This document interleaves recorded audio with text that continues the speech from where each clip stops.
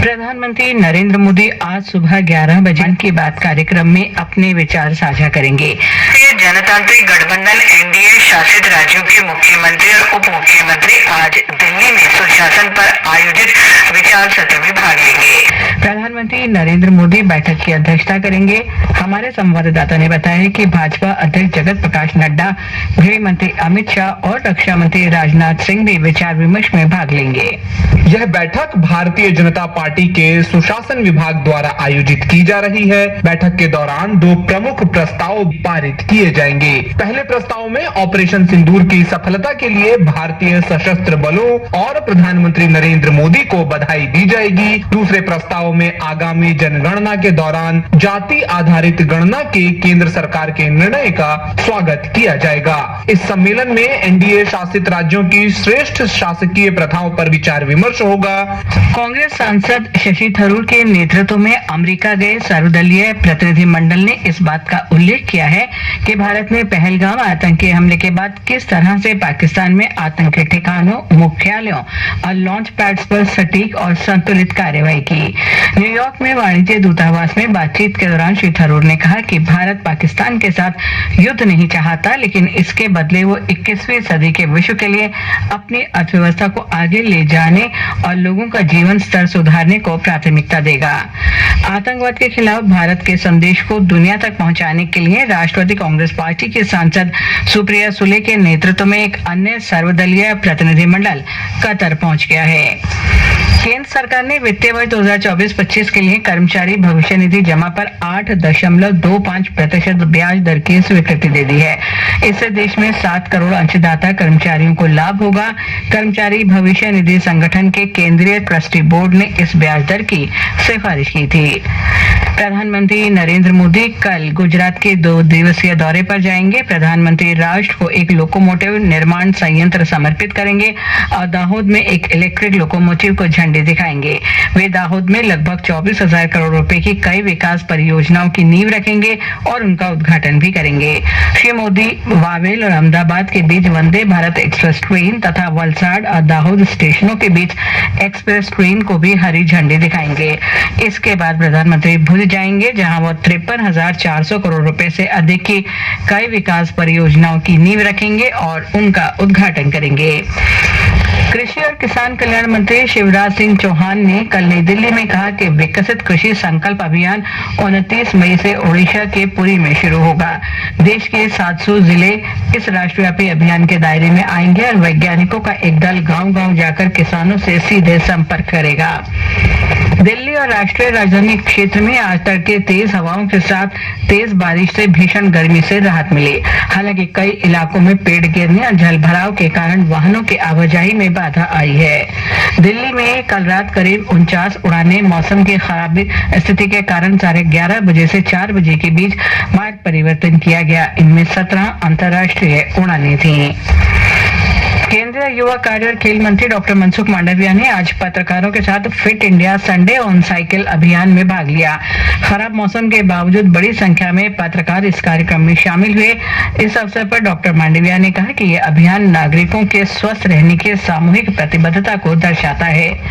Germany के सोहल में junior विश्व कप निशानेबाजी में भारत की संभवी श्रवण क्षीरसागर ने महिलाओं की 10 मीटर एयर राइफल स्पर्धा में स्वर्ण पदक जीता है। इसी स्पर्धा में ओजस्वी ठाकुर ने रजत पदक हासिल किया है। और आईपीएल क्रिकेट में कल रात जयपुर में दिल्ली कैपिटल्स ने पंजाब किंग्स को 6 विकेट से हराया।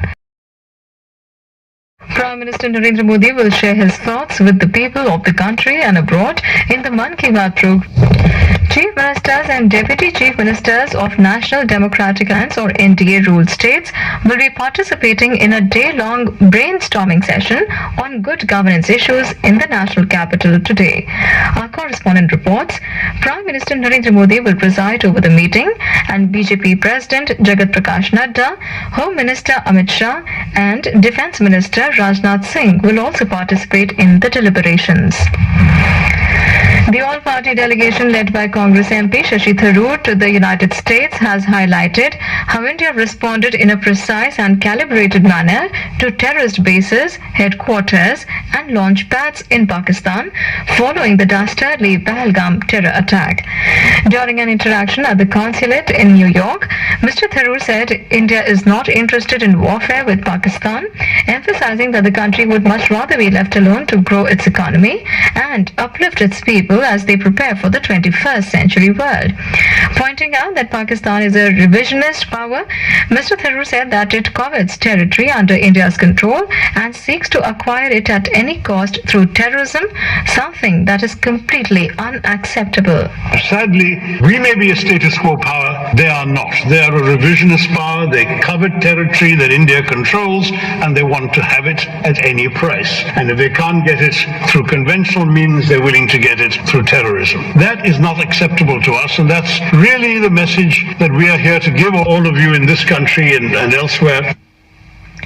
Union Minister of Youth Affairs and Sports Dr. Mansukh Mandavia today participated in Fit India Sundays on Cycle campaign along with journalists.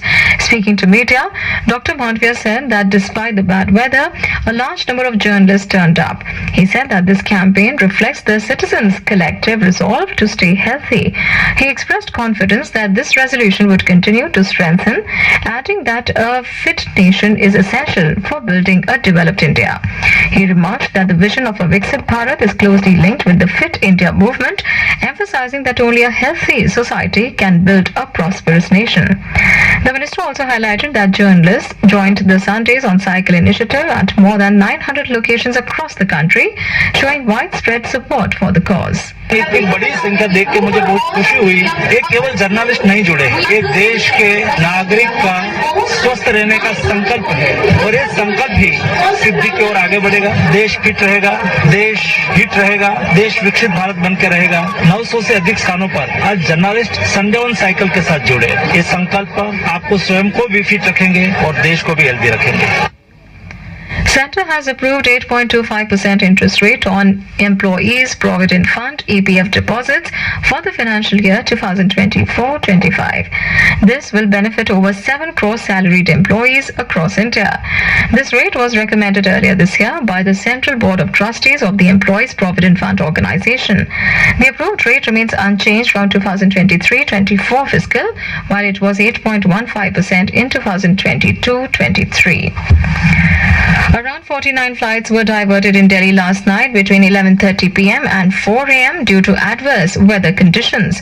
Among them, 17 were international flights. In an advisory issued today, Delhi Airport advised passengers to regularly check their flight status and stay in contact with airline staff for updates. In shooting, India's Shambhavi Shravan Kshirsagar clinched gold in the women's 10-meter air rifle event at the ISSF Junior World Cup 2025 in Germany last night. Another Indian, Ojasvi Thakur, bagged silver in the same event.